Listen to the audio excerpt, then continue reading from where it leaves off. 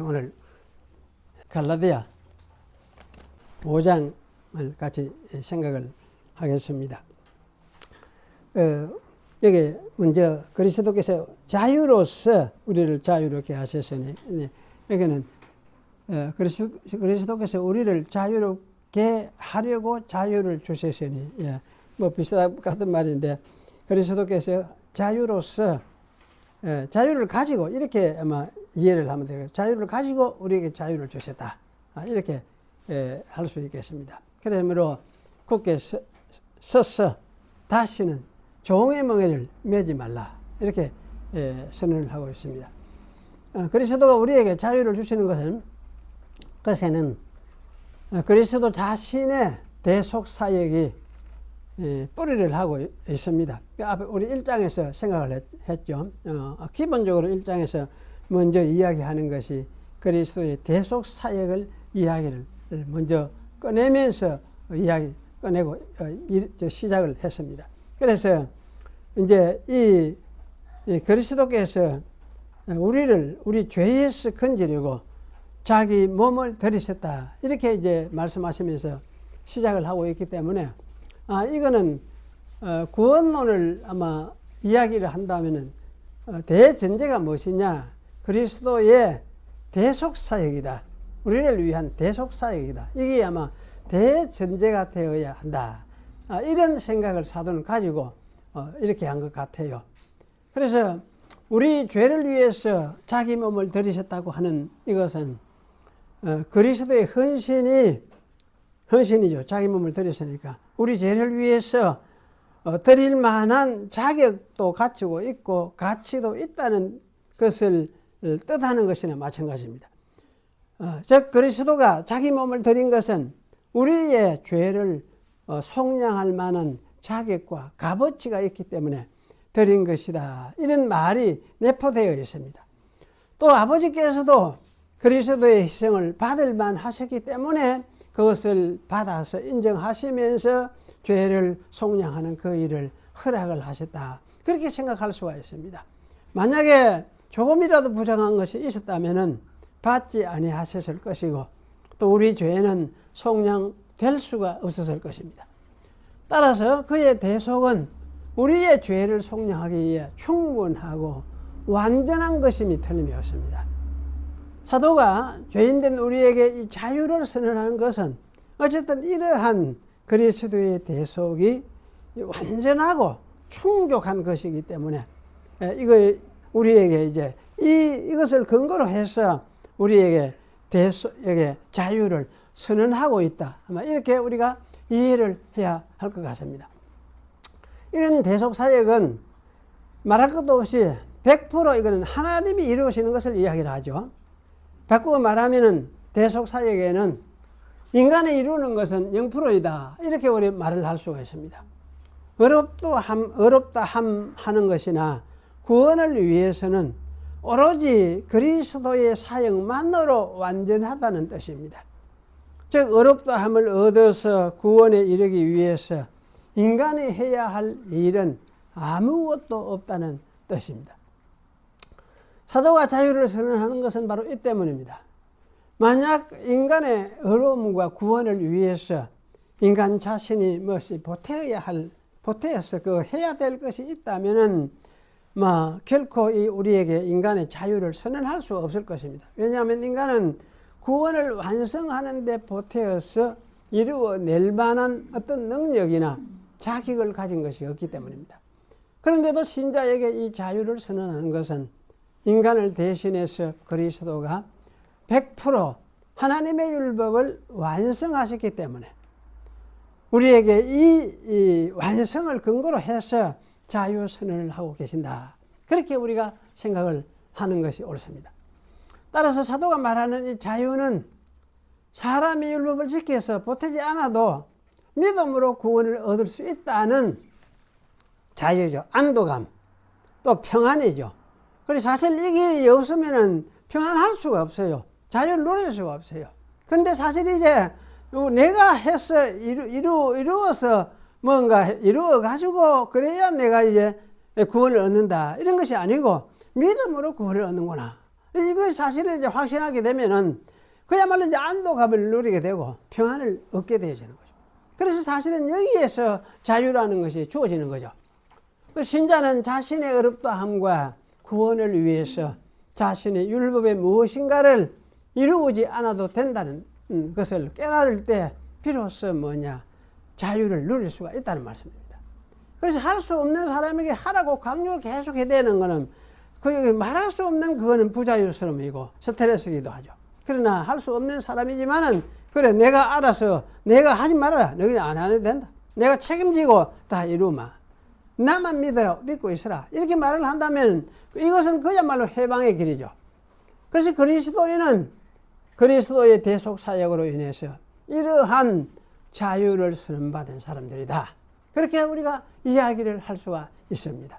그래서 그리스도인은 참 구원 예수님을 믿나? 예수님을 믿는다. 그러면 이제 구원에 대해서 너는 걱정하지 말아라. 너는 자유다. 죄 네가 용서 안 받을까봐 걱정하지 말아라. 예수님이 자기 백성으로 자기로서 다 책임지고 자기 안에 집을 넣어버리는데 거기에 무슨 게 있겠느냐 더 이상 말이야. 그래서 옛날에는 이런 것이 참 조직신앙할 때는 이게 참 어려운 점들도 있어요. 그때는 그참 애매한 것이 있어요. 왜냐하면 이게 예수님 그럼 믿고 나서 그럼 죄진 거는 왜 되느냐 이 싸움에서나 해결을 해야 되느냐 어쩌든 자꾸 이런 식으로만 생각을 하다 보니까 이게 마치 우리 구원이라는 것이 우리의 어떤 하여튼 회개하는 행동에 따라서 구원도 이게 좌지가 되는 것 같이 이렇게 또 생각을 하게 되어졌어요. 그런데 가만히 생각해보니까 그런 것도 아니다, 전혀. 그런 것이 아니다.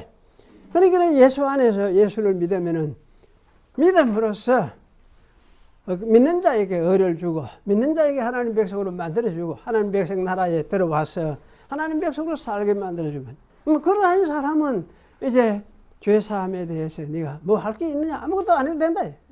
주님이 다 해주셨다. 그래서 그로 인해서 자유를 누려야 된다. 이것을 사도 바울은 이야기를 하고 있습니다. 그런데 여기 갈라디아 신자들은 사실은 여기 이제 날, 달, 절기, 해 지키는 이것뿐만 아니고 이제 할례도 받아야 된다. 할례도. 그러니까 할례를 누가 이런 거를 주장을 했느냐면 유대교적인 기독교인들이 이런 주장을 했죠. 말하자면 유대인인데 기독교를 믿었어. 예수를 믿었어. 그런데 가만 보니까 아직도 유대인하고 예수 믿는 거하고 이거를 어떻게 정리를 해야 될지 확실지도 안 하고 또 자기 유대인이니까 이때까지 우리가 가지고 내려왔던 이 전통, 우리의 전통 이걸 내버리고 안 되겠다 이 생각이 들어지니까 거기에 집착하게 되죠. 그래서 사실은 유대교적인 기독교인들은 가면서도 유대교적인 모든 걸 지키려고 애를 썼어요. 그래서 그걸 안 지키려고 하는 사람을 이제 핍박을 하고 잡아 죽이려고 하고 하는 이런 일을 했다는 말이죠. 그래서 이런 이제 초대교회의 사실 갈등 요소 중에 가장 큰 것이 이 부분이라고 할 수가 있어요. 유대교인하고 비유대교인은 사실 율법도 없으니까 별 필요하지 않았잖아요. 않았는데 유대교인들은 이때까지 자기가 붙잡고 자기들이 믿고 지켜왔던 것인데 이놈을 이제 내버린다, 포기해버린다, 안 해도 된다 이렇게 말한다는 것이 그게 너무나 자기들은 힘들었던 거죠. 그래서 사실은 굉장히 어려움이 초대교회에 사실 발생이 되었다. 우리가 사도행전에서 그런 것을 잘 읽어볼 수가 있습니다. 그런데 이제 이 갈라디아 교인들에게도 이러한 가르침이 들어왔어요. 그래서 이 사람들은 이제 심지어는 할례까지도 행해야 된다. 할례까지도 행해야 된다. 이러면 이건 자기가 이제 유대교로 돌아가는 걸 마찬가지. 유대인의 그 율법 옛날에 그대로 따르면서 지키면서 살겠다 하는 게 똑같아요. 그런 가운데서 사실은 이제 그걸 하니까 다시 돌아가려고 하는 그게 맞는가? 이런 식으로 이제 하면서 모두 이제 그러되니까. 그래서 사도 바울은 그게 아니다 이거. 율법으로 만약에 돌아가려고 하다 내가 한 가지를 따른다 하면은 율법 전체를 다 행해야 된다. 그래 할 수 있겠느냐? 그 이야기를 또 한 가지 이야기하면서 또 율법을 지켜서 의를 얻고자 하는 사람들은 결국은 그리스도에게서 끊어지고 은혜에서 떨어진 것이나 마찬가지다. 그런 이야기를 해가고 있어요. 사실 두 가지가 다 조화될 수 있다거나 어느 정도 좀 양립해서 같이 이렇게 갈 수 있으면 참 좋겠는데 그게 안 돼. 그래서 사도 바울이 핵심적으로 이야기하는 것은 그리스도의 은혜로 주어지는 믿음의 의를 절대적인 것으로 이야기를 합니다. 이 외에 딴 거 더 뭐 하지 말아라. 그 이야기를 하고 있어요. 그 원래적인 의미에서 사도가 믿음으로 얻는 의를 말하고 있는 것이라 저는 그렇게 생각을 합니다. 이건 어찌 보면은 요새 우리 한국에서 옛날 촌 시골 교회, 제가 자랐던 그런 교회 같으면 율법주의적인 그런 게 상당히 많이 있었거든요. 있었는데 그걸 막 강조를 하고 그래도 그 사람들 그러면 은혜에서 떨어져 버냐. 사실 그렇게 말하기 곤란하잖아요. 그래서 사실 여기는 이제 볼 때 사도 바울은 원리적으로 이해를 하고 원리적으로 제시해야 되는 이것이 정말로 절대적으로 중요하다. 이 생각이 들어지니까 아마 이 원리적으로 강조하는 이거를 강조를 했던 것 같아요. 그래서 이해에서 흔들리면 안 된다. 신앙에서는 여기에 흔들리면 안 된다. 그래서 율법을 지켜서 어렵다 함을 얻으려고 하는 자는 그리스도에게서 끊어지고 은혜에서 떨어진 자다. 이렇게 아주 강하게 이야기를 하는 것 같아요. 그래서 믿음으로 얻는 의와 은혜의 원리를 율법을 지켜서 어렵게 된다는 이 논리와 혼동하지 말아라. 이렇게 하기 위해서 이 혼동하는 걸 피하도록 하기 위해서 이 원리적으로 이걸 강조를 하고 있다는 생각이 듭니다. 그래서 믿음으로 얻는 의와 은혜는 하나님이 아들을 보내셔서 대속사역을 이루신 것을 뜻하는 것이죠. 그래서 100% 이거는 하나님이 그리스도를 통해서 율법을 완성하셔서 그 효력을 그리스도를 믿는 백성에게 입혀주는 것입니다. 앞에서 우리 봤죠. 그리스도를 옷 입었느니라 이렇게 했으니까 그리스도를 옷 입고 있어요. 이런 사실을 혼돈하지 않도록 하기 위해서 사도는 여기가 바로 이런 것을 강하게 이야기를 하고 있는 것입니다. 그렇다면 우리가 성령의 도움을 입어서 믿음으로 의의 소망을 기다리는 것. 질문 하나 나올 수 있죠. 그럼 이거는 뭐 우리 하는 거 아니냐? 이런 생각을 하죠. 또 사랑으로 역사하는 믿음. 이거는 참 그러면 어떤 우리 사람이 우리 행동해서 행해서 보태는 거 아니냐? 이렇게 이제 생각할 수 있죠. 또 사랑으로 서로 좋은 노릇 하라. 이것을 자기 자신과 사랑하라. 뒤에 여러 가지 이런 이제 이야기들을 쭉 이렇게 이야기하고 있는데 역시 이런 것을 우리가 율법으로 이루는 어떤 율법처럼 이루어야 되는 어떤 부분으로 우리가 생각할 가능성이 있어요.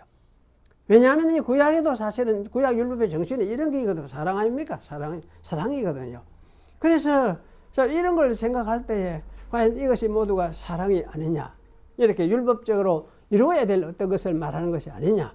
이렇게 우리가 이제 생각을 할 수가 있습니다. 그런데 저는 이제 이 부분의 말씀을 좀 잘 생각을 해봐야 될 것 같습니다. 저는 이런 말씀들을 예수를 믿음으로 어렵다 함을 받은 사람들이 마땅히 살아가야 할 삶의 모습들을 가르치는 지침들이다 생각합니다. 말이 어려워요. 지침이란 말도 들고 또 가르치는 말 해놓고 삶의 모습이라 해서 삶이면 삶이지 모습하는 말도 익하니까 이게 무슨 말인지 아르생하는 사실 어려워요. 저도 하면서도 어려운데 어쨌든 이거는 예수 믿는 사람들이 믿는 사람들 모습이에요. 그걸 믿는 사람의 모습이 이런 것이다. 이걸 이제 이야기를 하는 거지요.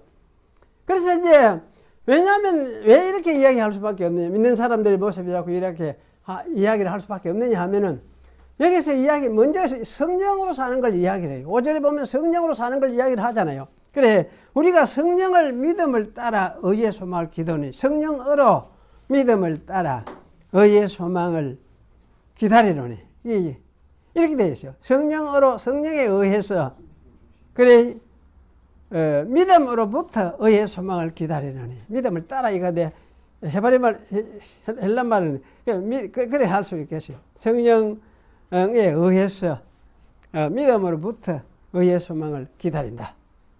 의의 소망을 기다리는데 어렵다는 소망을 기다린다.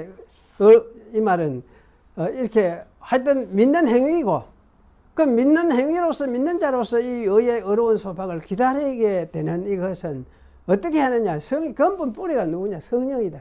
그러면 이 사람은 성령에 의해서 이렇게 되는 사람은 어떤 사람이냐 할 때 근본적으로 믿는 사람이라는 걸 전제하지 않을 수밖에 없는 거죠.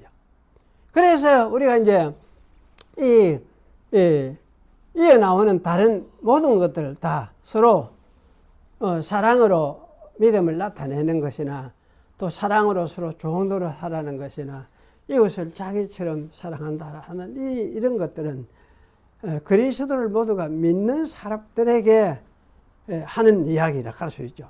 그럼 믿는 사람에게 이런 이야기를 왜 하느냐 하면 믿는 사람들은 것은 믿음을 가지고 있으면 바로 이런 식으로 살아가는 사람들이다. 살려고 하는 사람들이라는 거죠. 그걸 이야기하려고 하는 것이지. 그래서 성령을 받았던 것은 이렇게 이제 믿는 사람으로 사는 거는 근본적으로 뭐냐. 그 사람이 성령을 받았기 때문에 이런 생각을 가지는 거지. 그럼 성령을 안 받은 사람은 이런 생각을 못 가지는 거예요. 우리가 이제 이런 측면에서 생각을 할 때에 성령으로 이제 살아가는 사람에게 이거를 이제 성령으로 살아가는 게 모습이 어떤 것인지 실제적으로 이제 여기서 보여주려고 설명하는 하나의 설명이구나. 이렇게 우리가 이해를 할 수 있죠. 물론 여기서 보면은 네 이웃을 네 몸과 같이 사랑하라 하는 이런 말씀은 참 이게 과연 어떻게 이게 가능하느냐 이런 생각이 들어요. 그 100점짜리라고 할 수 있는데 어떻게 점수를 매기면 100점 아닙니까? 이웃을 지 몸같이 사랑하라. 자기가 사랑한다. 이래 하면은 어쨌든 이런 100점짜리 갈 수 있는데 그런데 이렇게 사는 사람이 세상에서 육신 가지고 살아가는 사람이 이렇게 살아가는 게 막 일시적으로 조금만 잠시는 그렇게 노력을 한다고 해서 그렇게 할 수는 있을지 모르지만은 사실은 계속해서 이렇게 산다는 게 이게 불가능한 거는 이 세상에서 죽는 것에는 마찬가지로 할 수 있습니다. 그래서 사실은 이제 우리가 이렇게 볼 때에 이거는 그럼 무슨 이야기를 하느냐 하면 우리 사람이 이런 거 문자적으로 이것을 이렇게 완전히 지켜내어라 하는 이런 이야기가 아니고 우리가 바라보고 고백하고 그렇다 이렇게 하면서 고백하고 살아야 될 모습이 어떤 것이냐 바로 이런 것이다. 네 이웃을 네 몸같이 사랑하라 이렇게 하거든. 맞습니다. 그렇게 놓고 왜 됩니까? 그렇지만은 너는 그렇게 할 수 있느냐 할 적에 내가 뭐 그렇게 못할 바라도 못할지라도 그 말이 맞다. 그래야 이 사는 게지. 그래야 사는 거지. 그럼 니 못하는 건 뭐냐? 그럼 나는 못하지만은 내가 완전하지 못하면 나는 하려고는 애를 쓴다. 따라가려고는 애를 쓴다. 그러면 그 말은 무슨 말이냐 하냐? 왜 그런 소리를 하느냐 할 적에 그 예수님밖에 이렇게 하는 분이 없기 때문에 그래요. 그 부활하신 예수님만이 죽지 않고 피곤치도 않고 살아 계셔서 아무 실수 없고 완전하게 우리를 인도하고 사랑하시기 때문에 그런 분을 바라보면서 그분을 믿고 그분을 따라서 나는 살아가려고 하기 때문에 그런 마음 때문에 나는 이걸 인정을 한다는 거죠. 받아들인다는 거죠. 그래서 우리가 문자적으로 이것을 이루어내려고 하는 어떤 법적인 명령으로 이해하지 않도록 할 필요가 있습니다. 법적인 어떤 명령이 아니에요. 아주 권면이에요. 우리가 가야 될 방향 권면이에요. 그 이제 이 법적인 명령하는 이 말을 하고 이제 권면이란 말하고 이걸 아주 중요한 말인데요. 신약에서 사실은 신약에 보면은 이걸 가르치는 잘 가르치는 분들이 있어요. 근데 뭐냐면 이게 신약에서 말하는 이런 말씀들이 이게 법적인 명령은 아니다. 법적인 명령이 아니다. 법적인 명령이 아니고 무엇이냐 이거는 권면이다. 하나의 권면의 말씀이다. 이렇게 이야기해요. 우리가 살아가야 할 방향이 어떤 것인지 그 이상향이 어떤 것인지 그것을 구체적으로 이제 제시를 하면서 예를 들어 가지고 이렇게 제시하는 하나의 권면이다. 이렇게 이제 이야기를 하고 있습니다. 그래서 사실 우리가 이런 부분을 이해할 때에 이게 법적인 말씀이 아니고 우리가 살아가야 될 방향을 잃지 않도록 계속해서 우리에게 정신을 차리고 주님을 바라보도록 하기 가르치는 그런 하나의 권면의 말씀이구나. 이렇게 우리가 이제 생각을 할 필요가 있습니다. 그래서 이제 사도 바울이 이런 말씀을 한 것은 어디서 시작됐느냐 할 때 저는 예수님의 가르침 때문이다. 그렇게 생각합니다. 물론 뭐 이전에 구약도 바울은 구약 다 아는 사람이니까 그러니까 아마 구약에서도 이걸 배워왔겠지만은 그 핵심이 어디서 성취가 됐느냐 예수님 자신이 성취자고 자신이 시행자다 하는 이것을 바울은 깨달았던 것 같아요. 그래서 이것을 우리가 요한복음에 보면 잘 볼 수가 있습니다. 그래서 예수님은 자신이 부활승천 후에 성령을 보내실 것인데 그 성령이 너희들로 하여금 살게 하는 게 뭐냐? 한마디로 너희들 서로 사랑해라. 자, 이런 이야기를 하고 있어요. 서로 사랑하나 이런 걸 서로 싸우지 말아라. 물론 그런 염려 때문에 한 것도 있겠지만은 그런 것도 있는 것 같아요. 이게 있지만은 결과적으로 그러면 성령으로 사는 것이 무엇이냐 할 때에 서로 사랑하면서 함께 살아가는 이것이 성령으로 사는 것이다. 그래서 이제 하나님 나라를 이루는 것이다. 이걸 예수님께서 요한복음에서 강조를 하면서 가르쳤습니다. 그래서 우리가 그럼 이렇게 이제 사도 바울이 이런 깨달음을 얻은 것은 부활하신 예수님을 자기가 만났잖아요. 만나고 난 후에 이 예수님의 그 사역, 예수님의 십자가 부활, 그 구속의 그 도리, 이런 것을 이제 생각을 하면서 아마 이런 결론을 함께 예수님이 가르치던 그 결론과 똑같은 결론을 함께 깨달았던 것 같아요. 그래서 믿는 것은 성도들이 성령으로 살아가는 것은 서로 어떻게 성도들 간에 그래 이웃이라 하는 말은 성도들을 1차적으로 가르치는 것이니까 성도들 간에 서로가 사랑하면서 살아가는 이것이 성령으로 살아가는 가장 이상적인 모습이다. 실제적인 모습이다. 이런 어떤 것을 깨달으면서 아마 이것을 가르쳤던 것 같다. 그런 생각이 들어집니다. 그래서 이제 믿는다는 것은 바로 뭐냐 하면 그리스도를 통해서 하나님 아버지가 우리들과 함께 계시니까 그럼 그 아버지의 백성으로서 우리가 한 형제가 되어서 형제 의식을 가지고 사는 것. 이것이 뭐냐? 이것이 믿음이다.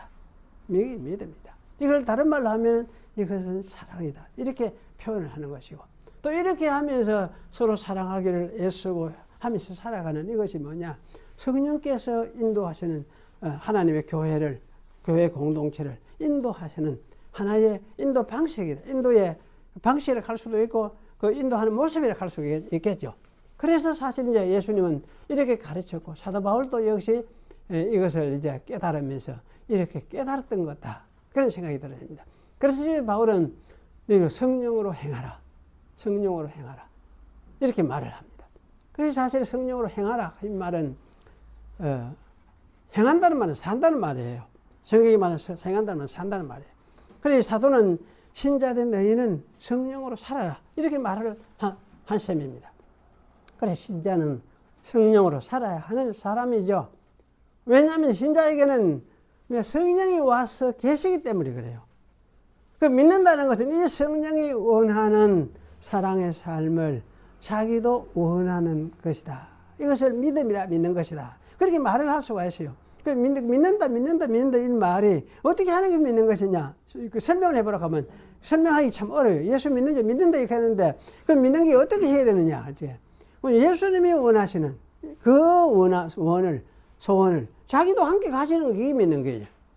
자기도. 예수님이 서로 사랑하라 해놓고 성령을 보내셔가 그렇게 살도록 해주시면 그것을 자기도 받아서 자기도 그 같은 원을 가지고 있는 거예요. 그것이 믿는 거예요. 그럼 자기는 원하지를 않는데 성령만 원하여서 와가지고 끌고 가는 그런 믿음이 있느냐?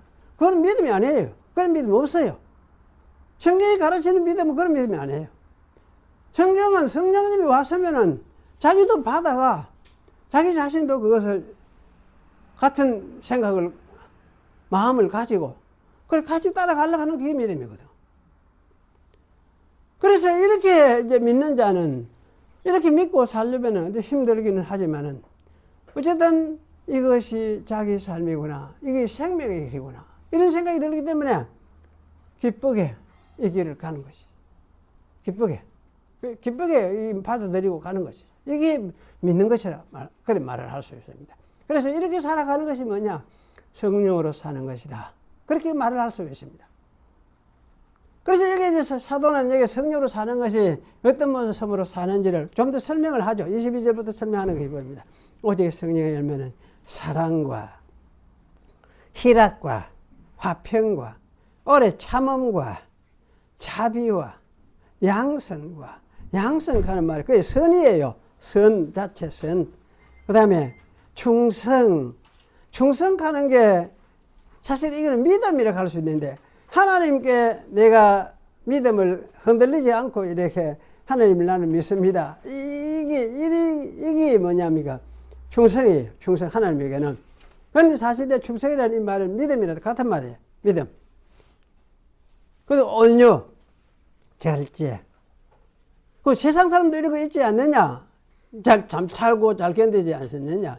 세상 사람이 잘 살고 잘 견디는 거는 좌우지간 어떤 힘으로 되든지 간에 그거는 우리가 그걸 알 필요는 없어요. 그런 걸 우리가 생각할 필요가 없어요. 없고 그 사람은 그 사람들이고 우리가 하는 건 뭐냐? 우리가 믿음으로 성령으로 우리가 하는 거예요. 성령으로. 그래서 성령이 와 있기 때문에 절제가 되고 성령이 있기 때문에 온유하게 되고 성령 때문에 사실은 하나님께 충성을 하게 되고 의를 추구하고 선을 추구를 하고 이렇게 하는 모든 것이 뭡니까? 성령 때문에 되어지는 것이에요. 이게 성령의 열매예요.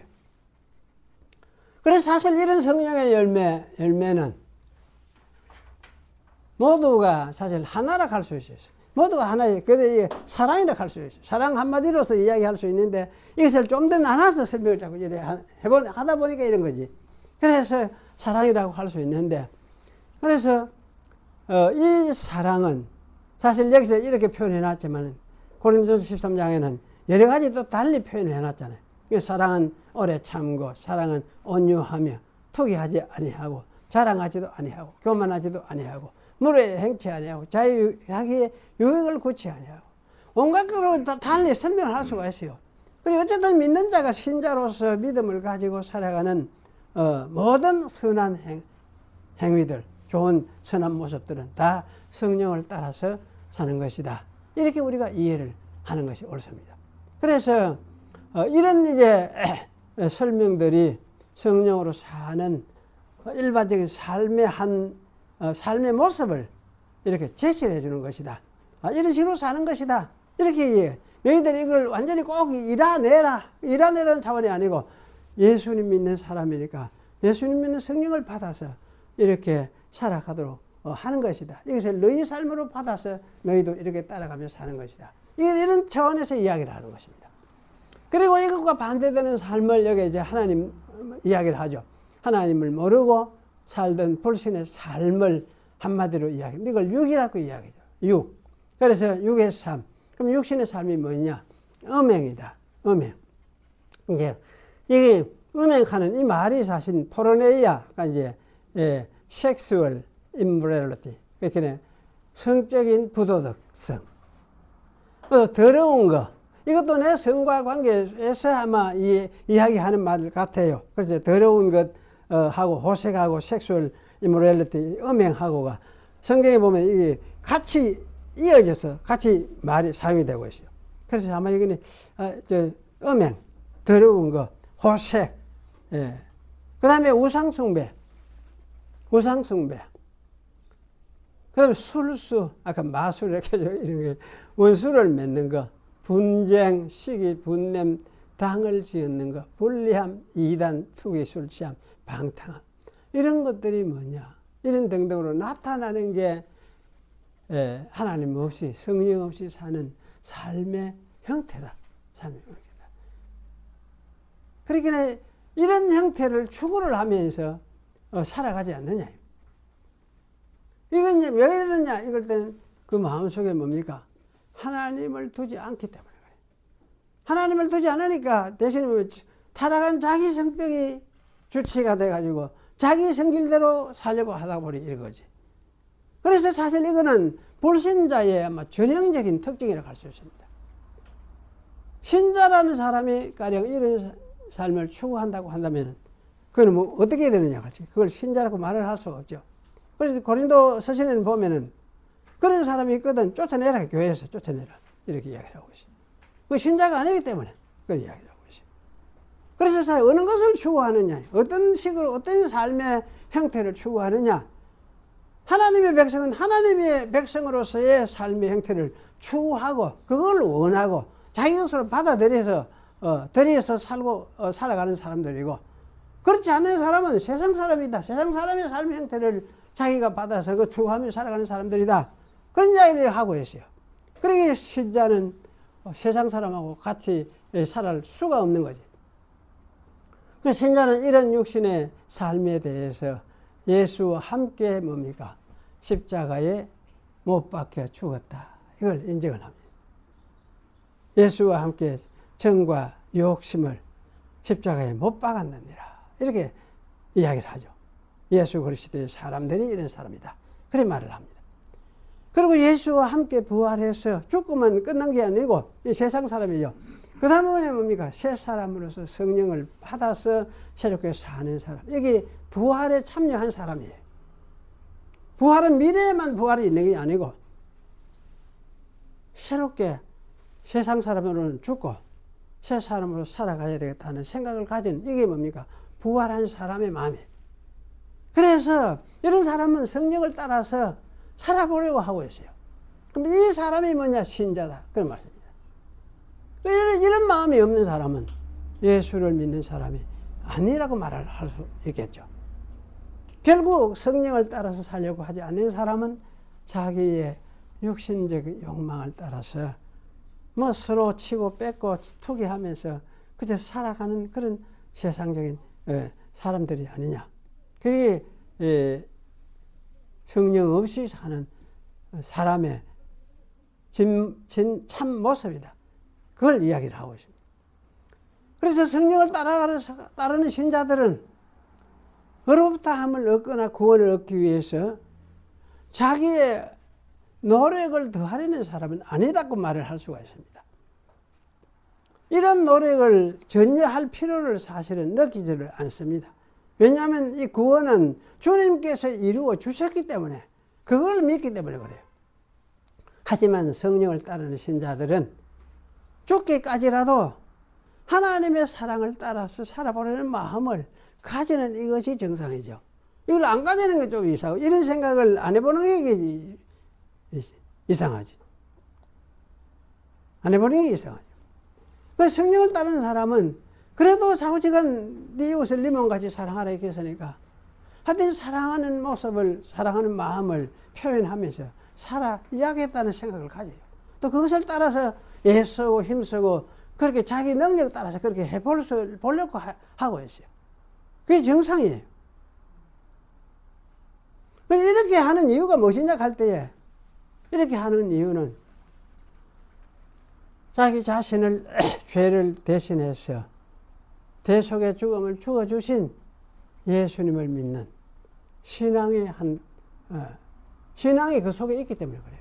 그래서 그 속에 신앙에 있는 모습이 자기를 드러내고 보여주기 때문에 자기도 그런 식으로 이제 행동도 하게 되어지는 이것이 사실 믿음이다. 이렇게 이야기를 할 수가 있습니다. 그리고 믿음이 속에만 있지 겉으로 안 드러나는 것이 믿음이 아니에요. 믿음이 어쨌든 속에도 있는 믿음은 겉으로도 드러나게 되고 움직이게 돼 있어요. 그래서 살아서 움직이는 믿음이 믿음이지, 속에만 있고 겉에는 안 드러나는 그 믿음이 아니에요. 사도 바울이 이야기하는 바로 이런 측면에서 이야기를 하고 있습니다.